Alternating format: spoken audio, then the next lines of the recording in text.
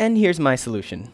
You can see it looks pretty similar to the way we solved the zebra puzzle. We did this same technique of assigning something to each of these numbers, bottom to 1, top to 5. These we left unassigned. And then we have this for loop. I chose not to use a generator expression here because I thought this looked pretty readable in a simple for loop.